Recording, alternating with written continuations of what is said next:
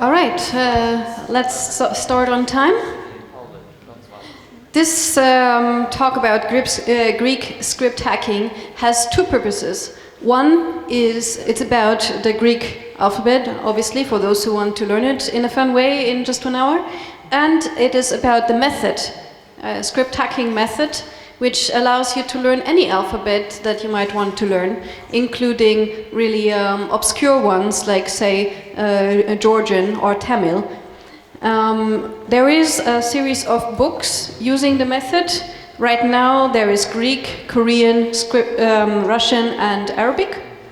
There will also be Hebrew, Hindi and Persian.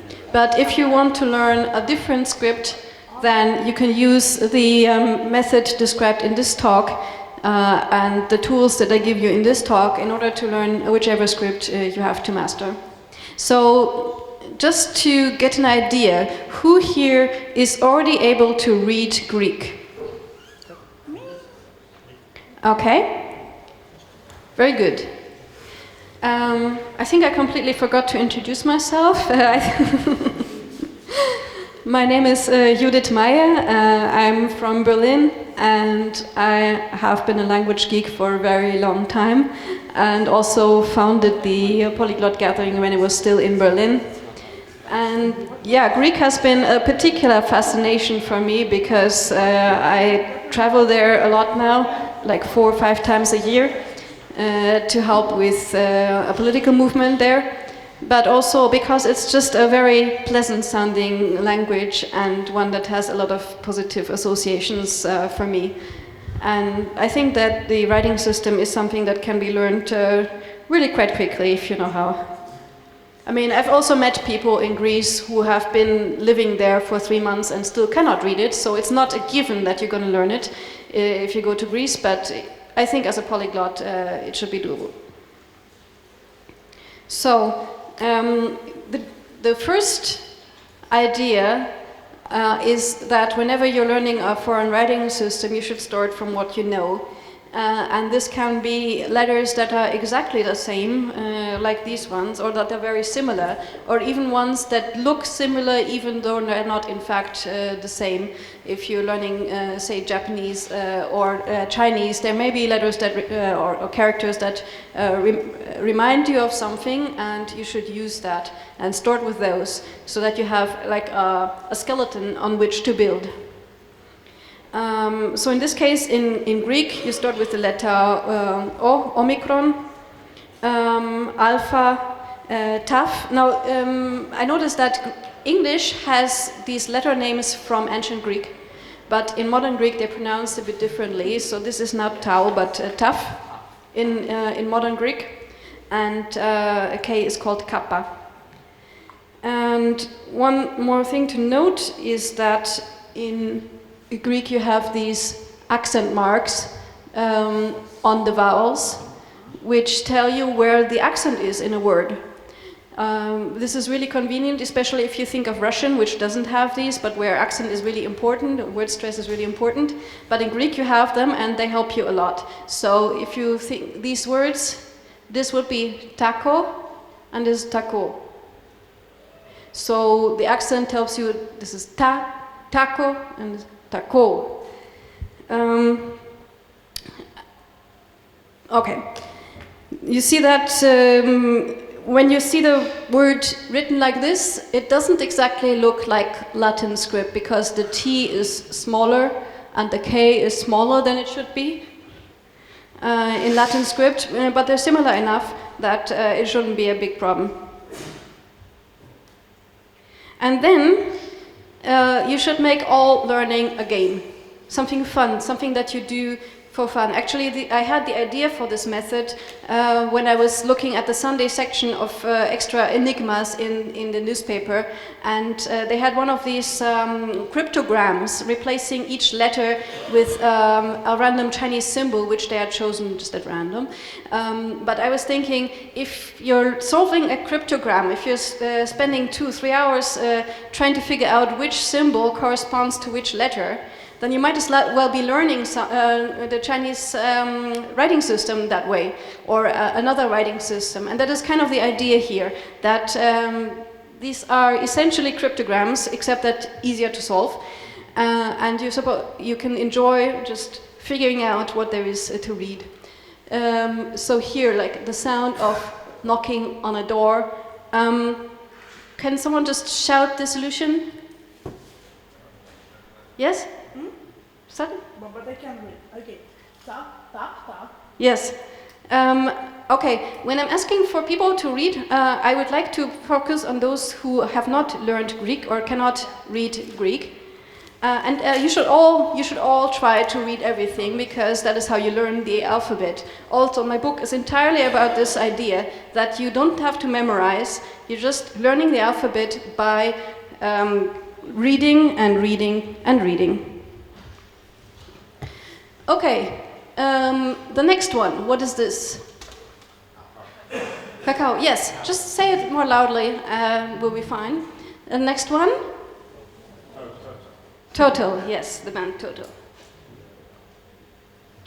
And then, the basis of the method is that you add one letter at a time. So here is one more letter, this is the letter iota, which sounds like I in Greek. There's two versions, one without an accent and one with. If the accent is on the capital letter, then it is beside the letter, so that's a bit unusual, but nothing to worry about. And here you have some more reading. Now, careful, there is no dot on the I in Greek. What is this? Kit, yes. And this? Tic-tac. And, okay, here's the first letter that is a bit of a challenge. Sigma. So you see that the capital letter is something you may have encountered in math. This letter is used in the middle of a word, and this is used at the end of a word. This is the only letter that has three forms in Greek. The one that's used in the middle of a word looks a bit like an O with an extra line to it. But if you try to skew your vision and you imagine it like this part is kind of the letter S, like, see if I can use some chalk here maybe. Like if you imagine, okay, this doesn't work.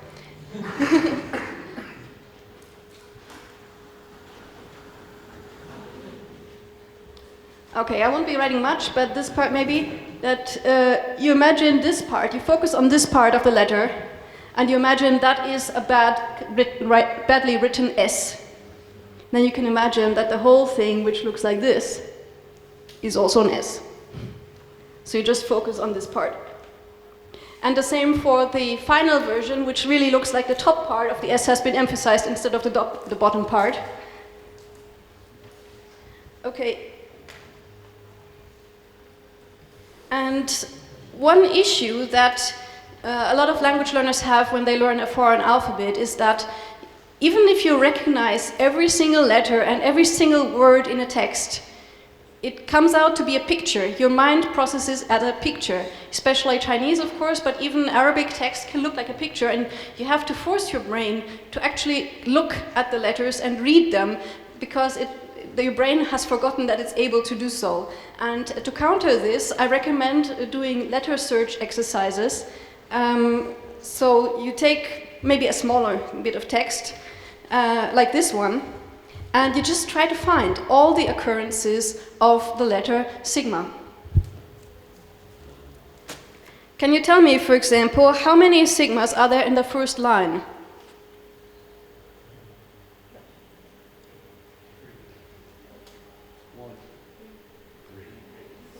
3, yes. And in the second one? 2.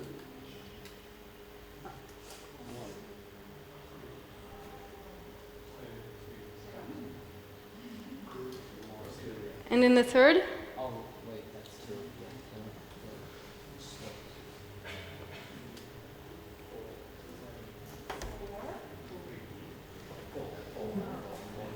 2. 4. In the third one there's 4. And in the final line? 2, yes. Now it looks like this somehow removed the highlighting that I had put. But if you didn't find all the letters, ask your neighbor. Of course, copying out can be helpful, especially if you normally type on the computer. Obviously, you want a keyboard layout, but you should be able to write things also by hand, so you can copy out some of the words that you're reading in the book or from other sources. These are all with sigma. Can you read this? Asiya, yes.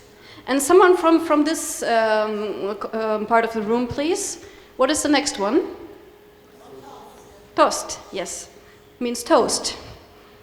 So you can already tell that Greek doesn't have these oh kind of vowel. It just has oh, toast. And the next one, this Greek island, is called how? Ios. And a word for tea? Tai. Please, if you already know Greek, do not say it aloud. And a reaction to bad news? Sok. So Greek does not have this sh, it just has s, and you hear it when you hear Greek people speaking in English. They don't say shock, they say sok or something similar. Yes? It's more of a sound. Yeah. Retracted like in Spanish. Yes, it's a bit weird as a sound, yeah, but essentially like that. And I recommend overlearning. I recommend overlearning each of the letters. So here you have the letter R, which in Greek looks like a P. It's ro. And is more similar to how an R would be in Spanish, for example. More things to read. Countries. Who can read the countries?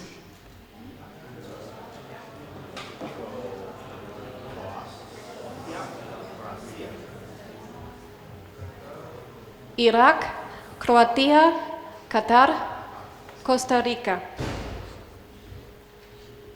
And the cities?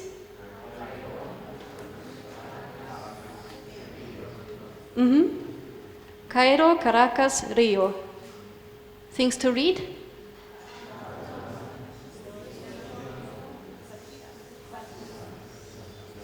Satira. Yes. This is when it's getting a bit complicated. You have to pay attention and you have to keep adding each letter and doing the exercises for each letter. Otherwise, eventually you start reading only rubbish.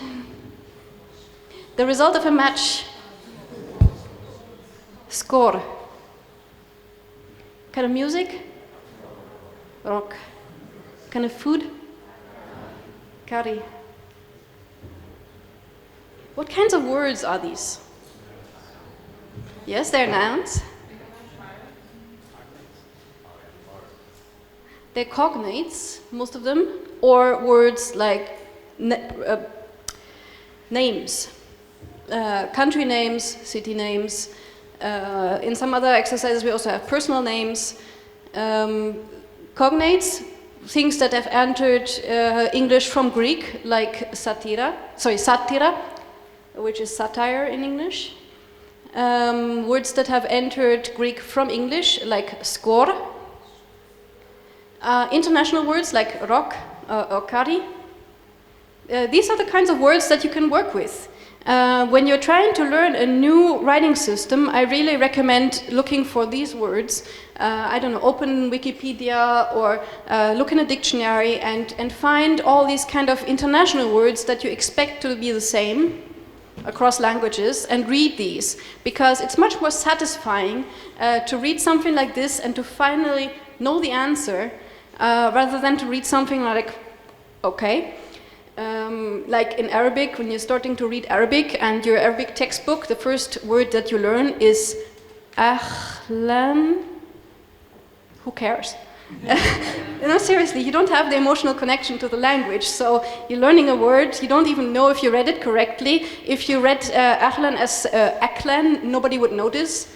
because it's not a word that you recognize. So I recommend using these words that you recognize, because they're names, because they're international words, and so on. And overlearning means that you really should read a lot.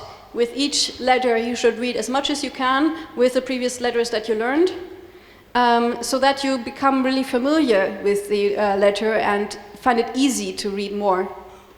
That's why in these books, some courses give you like a table of letters and maybe 1 or 2 exercises on 3 pages, and that's their section on the alphabet, and I think that's absolutely too little, because you won't be comfortable reading anything after that short time.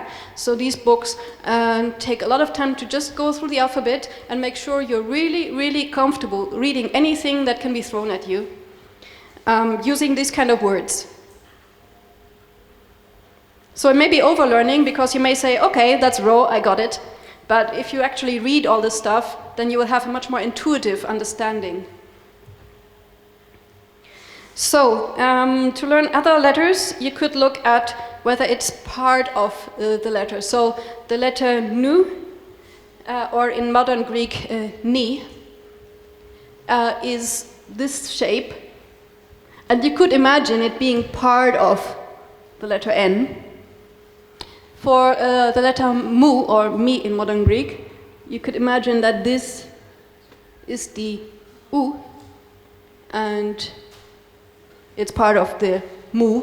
So you can make these connections to help you remember that the one is nu and the other is mu. More things to read. Countries. Iran. China, which is China. Tirana, yes. Hanoi, yes, Hanoi. First names. Anna, Mark, Maria, Monica. Quinoa, snack, cognac. It's fun, isn't it? You're laughing.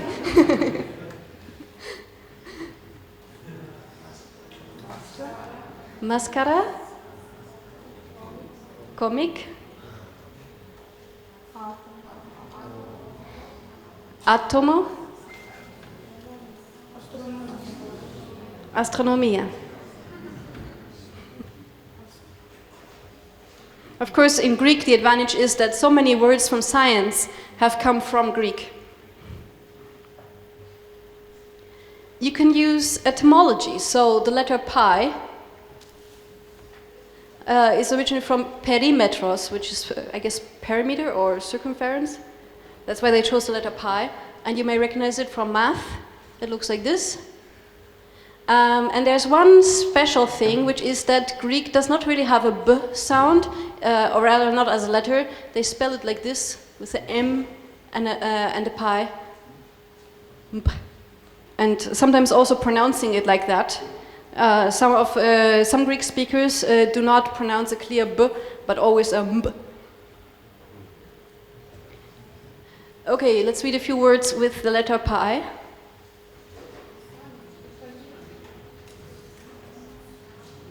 Hispania, Pakistan,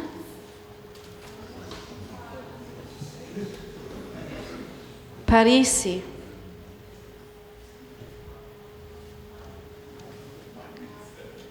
party, bar. That's one of these words. So they say, don't say bar, they say bar.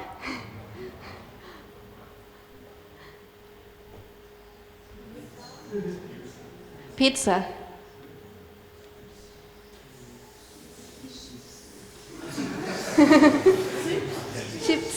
Chips. That's the thing with the ch sound. They don't have the sh or the ch, so instead they use t and then s. Chips.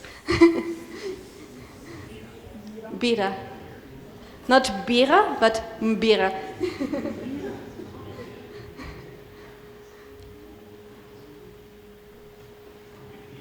picnic,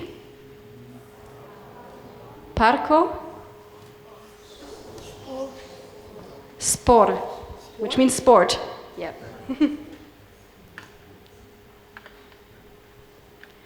You can use pictures to help you remember letter shapes, like the shape of the letter lambda, which looks like this slide. And this word slide has an L in there, so you can use that as a mnemonic. Slide. And the letter epsilon, of course, is easier because the capital letter is the same and the lowercase letter looks more like a curvy version of the capital one. That's actually quite a common theme in Greek, that the small letters look like more curvy versions of the capital ones. All right, we have a few words with these letters. Now, keep in mind, I'm going through this course much faster than in the books. Normally, it's really one letter at a time, and you get the letter search, and you get a lot of words for each. I had to cut this short in order to try to fit everything in into the time that we have. So, let's try. Italia,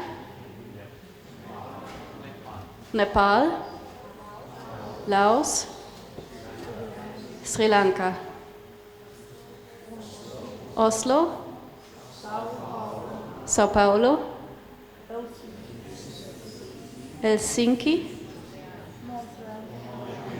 Montreal,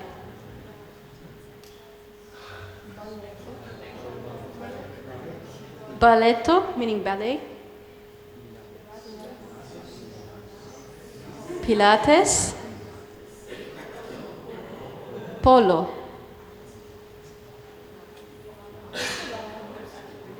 Club, Bala, Penalty.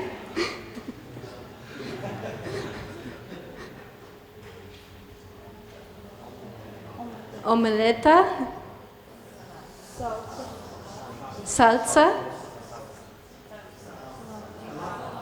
salata,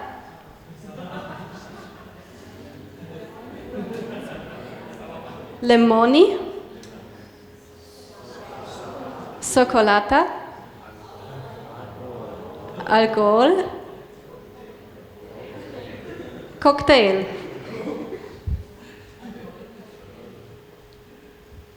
Okay, two more letters.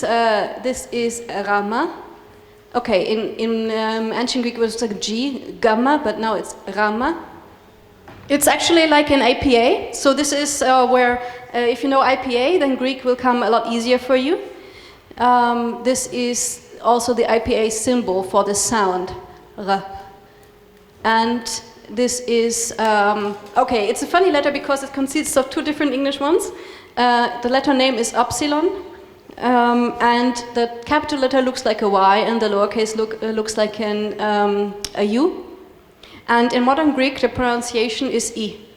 Basically, a lot of letters just change to simple E sound. But it is also used in a combination, OU, like here, then it is a U, like in French. If you see OU, it's U, it's the U sound. Okay, more reading. Germania, Portugalia, Syria,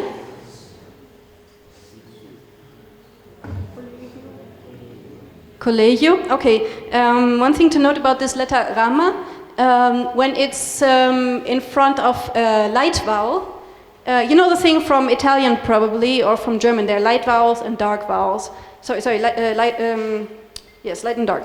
So the light vowel E and I makes it softer sound, a Y sound, and if you have A, O, U, then it's a hard R sound. So here in Colegio, as also in Germania, it is a Y sound, and here in front of Portugalia, it's this R sound. Portugalia, Germania. And this is Colegio. And this, they're combining the Rama with a kappa, so G and K, if you want. to give a real g sound, because the basic gamma is not the G sound. They're combining these two to give you a real g. So this word is what? Ghetto. Ghetto. And this? Galerie. And this? Parking. Parking. Okay, I want to hear this side. Can you tell me the next one?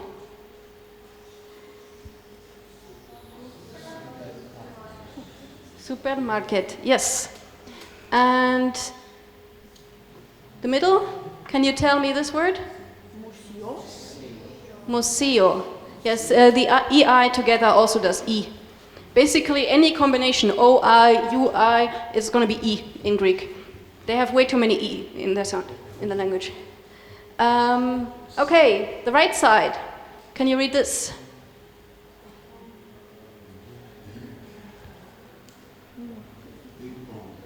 Ping pong, yes.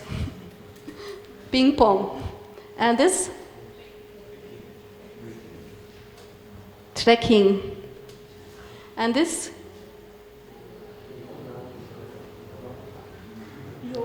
Yoga.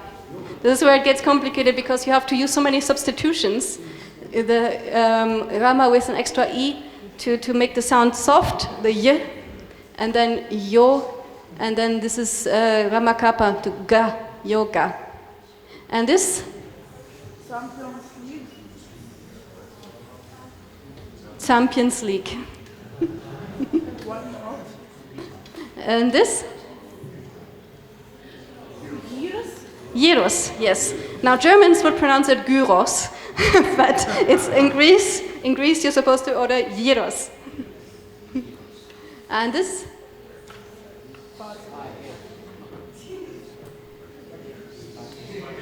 Spaghetti. And this? Burger. Burger. Burger. Because remember, the MP together does a B sound. What was that? Burger. A burger. Like a hamburger or a cheeseburger. Burger. And this? Bagel.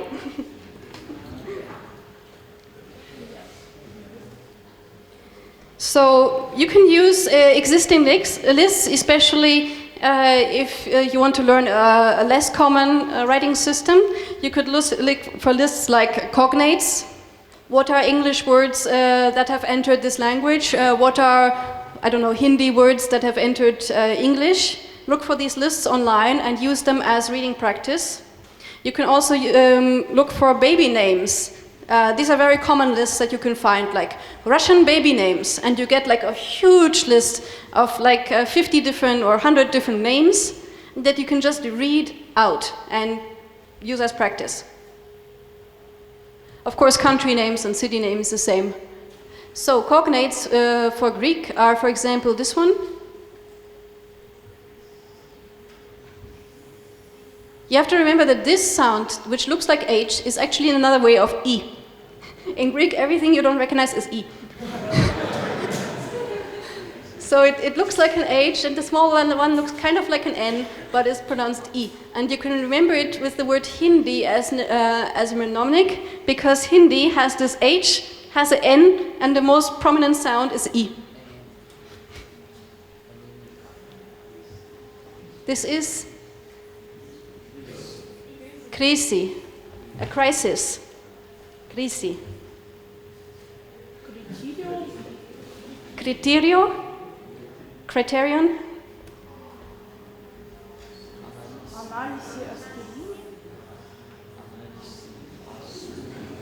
Analisi and aspirini. Sorry, there should have been a dash between the two.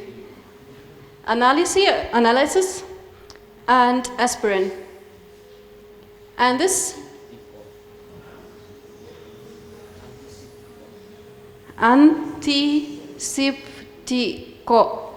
Antiseptic.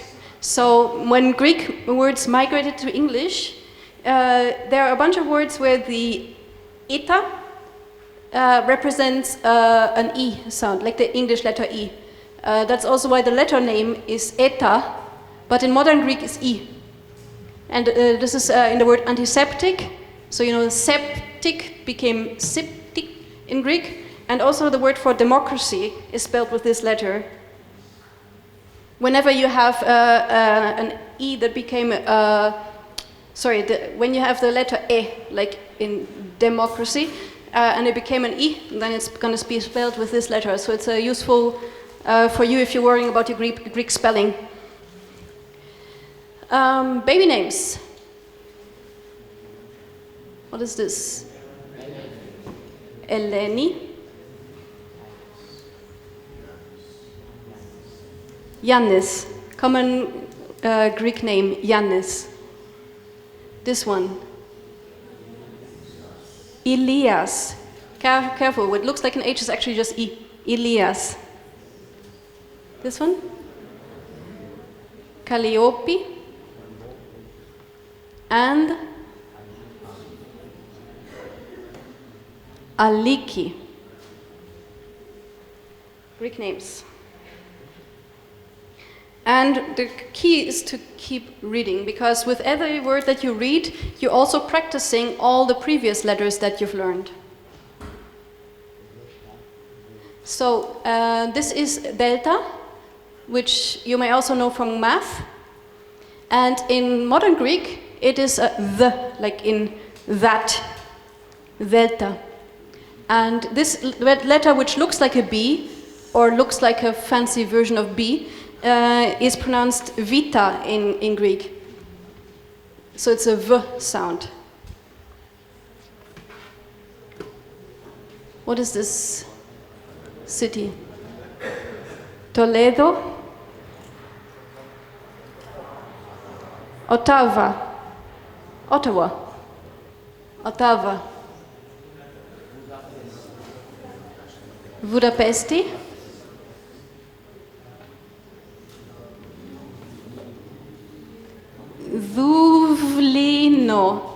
Dublin, Dublin. Yeah, sometimes you have to look at the way it's spelled and try to render each word, each letter in romanization, and then you get what's meant. And sometimes you have to go by the pronunciation. So in this case, you have to go by the spelling, and other cases you have to go by the pronunciation. Londino, London. Madriti, Madrid.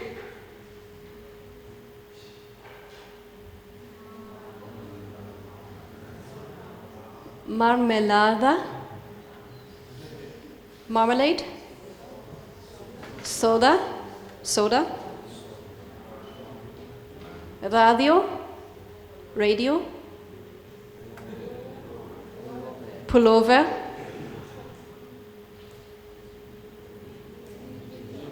Video. Yeah, okay, there's something funny here with the NT kind of sound. This is how they write the actual D, because you know the D is delta, which is pronounced the. Delta is pronounced the. So in order to have an actual D sound like you're used to in English, they're going to spell it with the NT. Video. And also pronounce it like that sometimes, video. Okay, words brought from Greek. What is this? Drama, drama.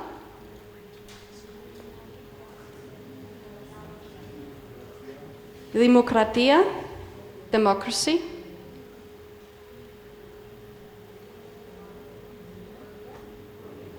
Πρόβλημα, problem.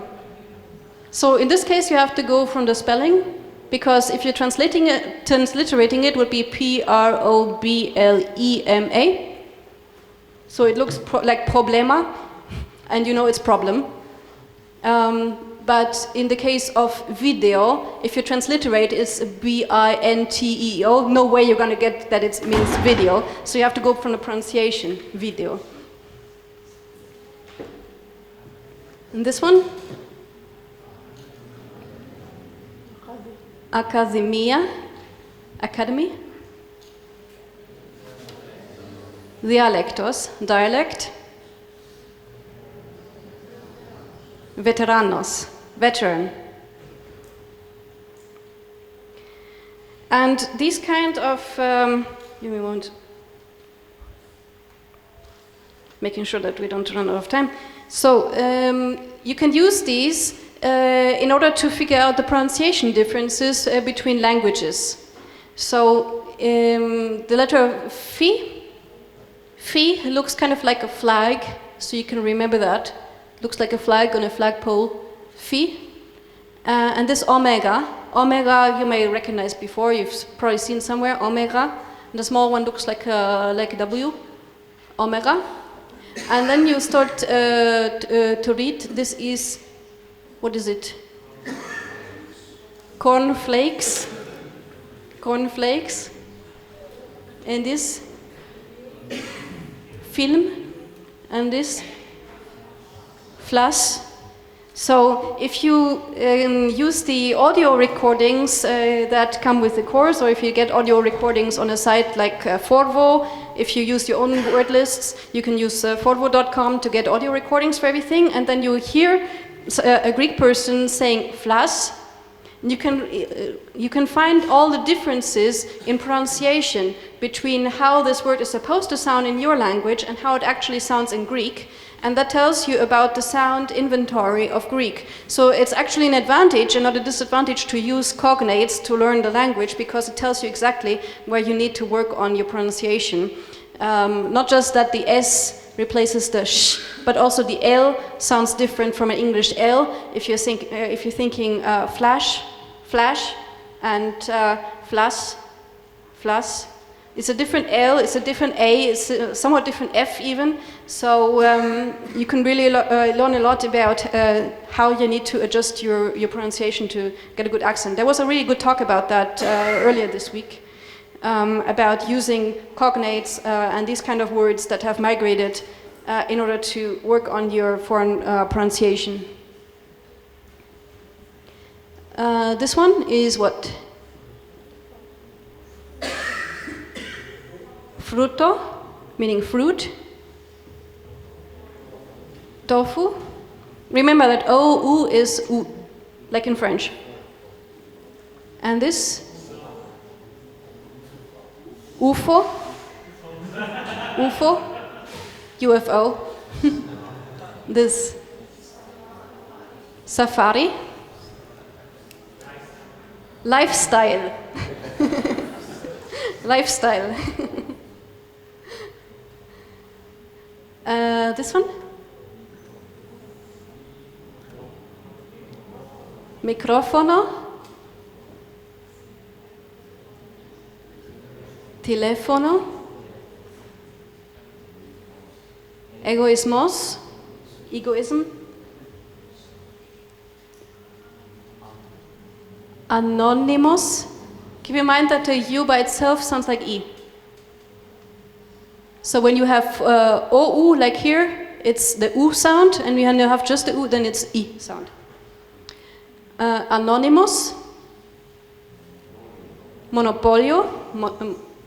This. Ironia, yes, any combination. EI, OI, UI, it's always going to be E. Ironia. Agonia, agony.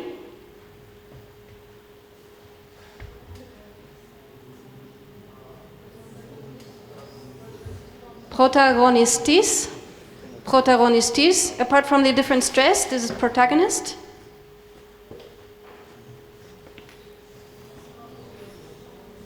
Horoscope.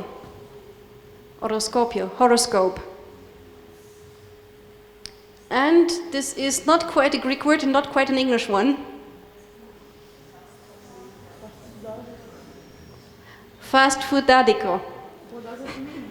It's a place to get fast food, because this adiko thing is something they put on places. So it starts with the word fast food adiko. It's a place to get fast food. And also he and zeta. This is he, which looks like an S, and this is zeta. Zeta looks familiar. He, you just have to remember the pronunciation.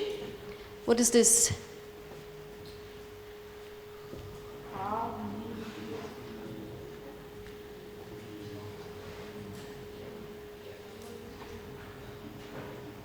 Hamburger.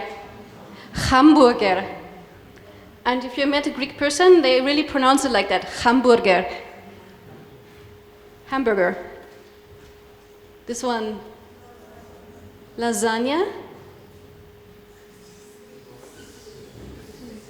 Cheesecake. Cheesecake. But it must be written like Cheesecake. Hobby. And they really don't say hobby, they say hobby. There is no letter h in Greek, there's only h. Hobby. Humor. Pizzama. Pizzama. Okay, we're running a bit out of time, so I will just read these for you. Uso, tzatziki, chaos, anarchia, epochi, meaning epoch, architectonas, technologia, and these names, Jose. So it also works well for transliterating Spanish. Jose, Juan, and George. George.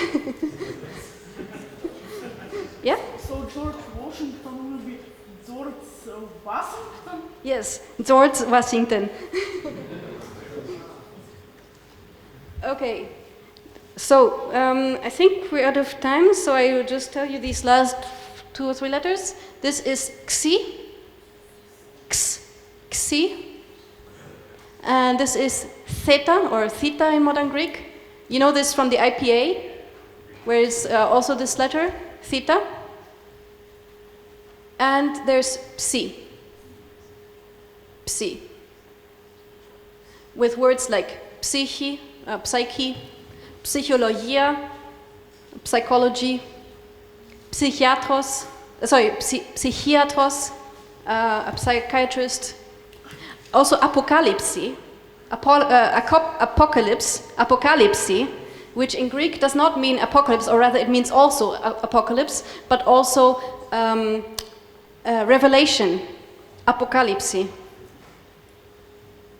and autopsia.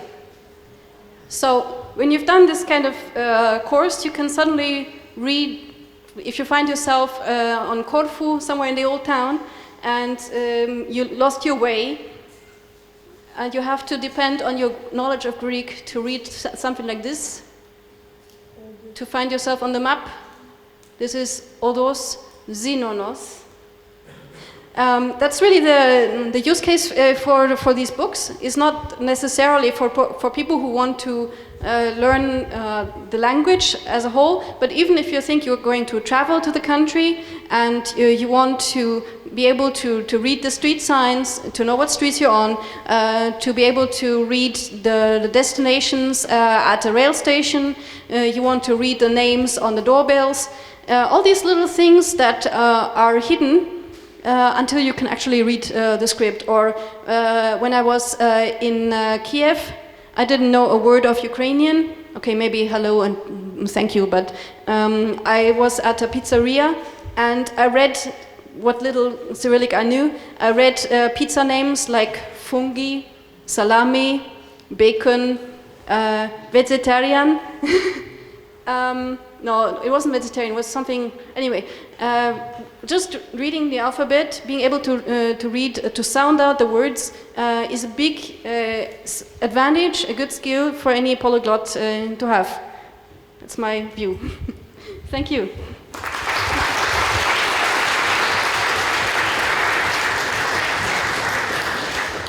So if you want, I have a bunch of the Greek script hacking books to sell, and like 1 copy each left of the others. Otherwise, you can find them on Amazon.